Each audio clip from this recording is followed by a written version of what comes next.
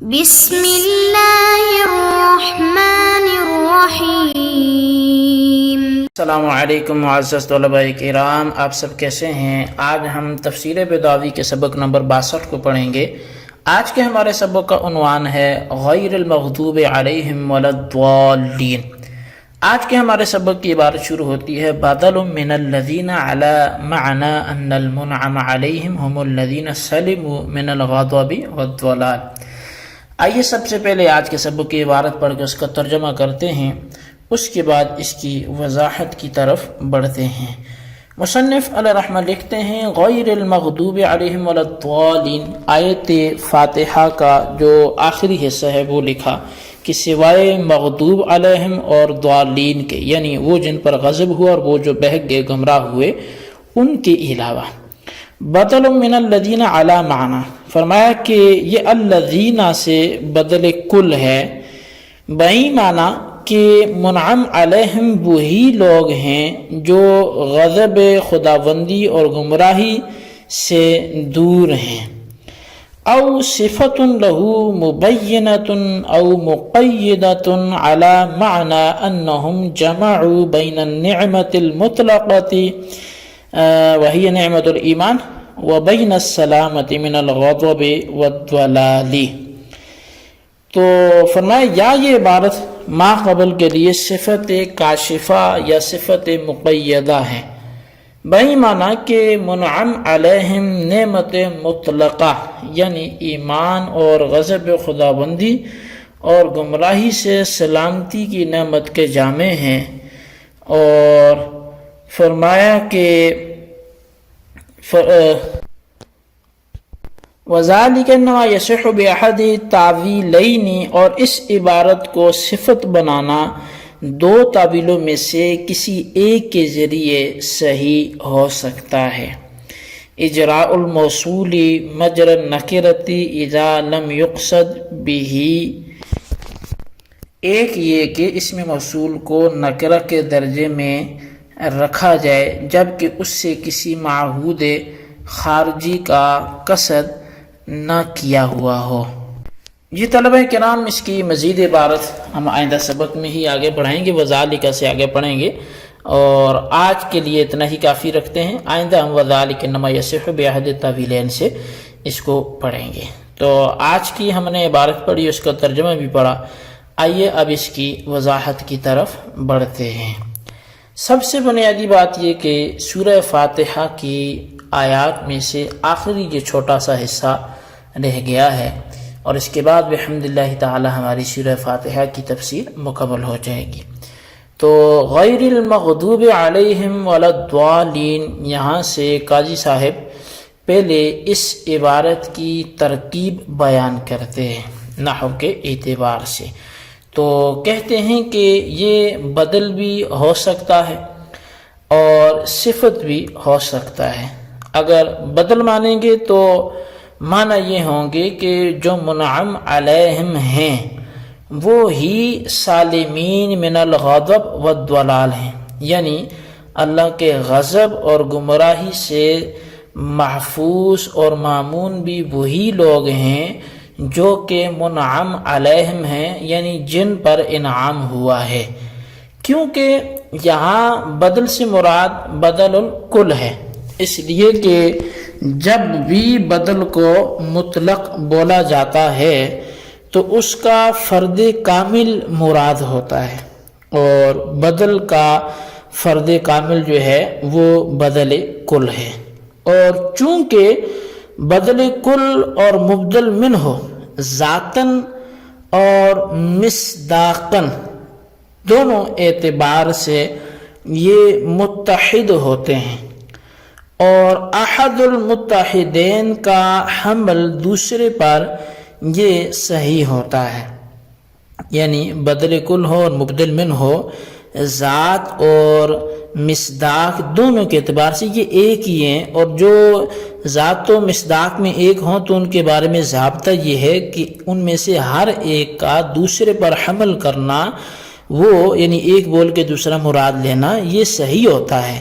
لہذا سالمین من الغضب والضلال کا حمل یہ صحیح ہوگا منعم علیہم پر، چونکہ سالمین من الغضب والضلال یہ ایک ہیں اور منعم علیہم یہ ایک ہیں، لیکن دونوں ذاتاً اور مصداقاً متحد ہیں، اس لیے آپ سالمین من الغضب والضلال بولیں گے تو بھی اس سے مراد منعم علیہم لے سکتے ہیں، اور منعم علیہم بولیں گے تو سالمین من الغضب والضلال یہ لیں گے۔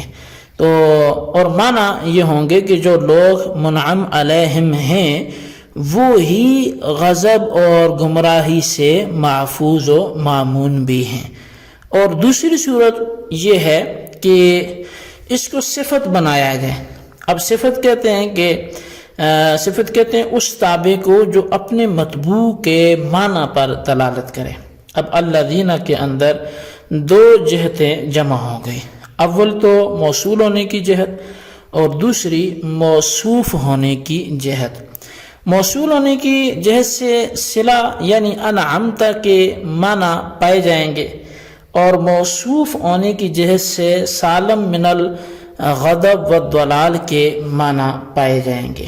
لہذا ترجمہ یہ ہوگا کہ ان لوگوں کا راستہ جو جامع ہیں نعمت مطلقہ یعنی نعمت ایمان اور نعمت سلامت من الغضب والضلال کے۔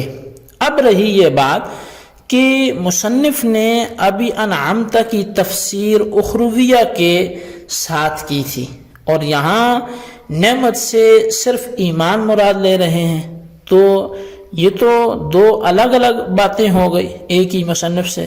تو اس کا جواب یہ ہے کہ ملحوظ سب ہی نعمتیں ہیں، مگر صلہ اور صفت کے تقابل کے وقت چونکہ نعمت مطلقہ اور فرد کامل ایمان تھا اس لیے اس کو مراد لے لیا ہے، اور ایمان فرد کامل اس لیے ہے کہ ایمان ہی پر آخرت کی دوسری نعمتیں متفرع ہوتی ہیں، تو گویا ایمان اصل اور بنیاد ہوئی، اور جو شے بنیادی ہوا کرتی ہے، اصل ہوا کرتی ہے، وہ فرد کامل ہوتی ہے، اس لیے ایمان فرد کامل ہے۔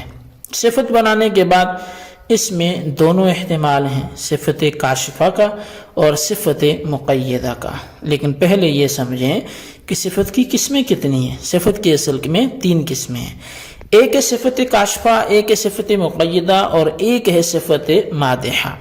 صفت کاشفہ اس صفت کو کہتے ہیں جو موصوف کے ابہام کو دور کرنے کے لیے اور اس کی وضاحت کرنے کے لیے ذکر کی جاتی ہے، اور صفت مقیدہ کہتے ہیں کہ جو موصوف عام کی تخصیص کے لیے یعنی کسی عام موصوف کی تخصیص کے لیے ذکر کی جائے، اور صفت مادحہ کہتے ہیں اس کو کہ جس کے اندر دونوں مقصد پیش نظر نہ ہوں بلکہ صرف مطبوع کی مدح سرائی پیش نظر ہو۔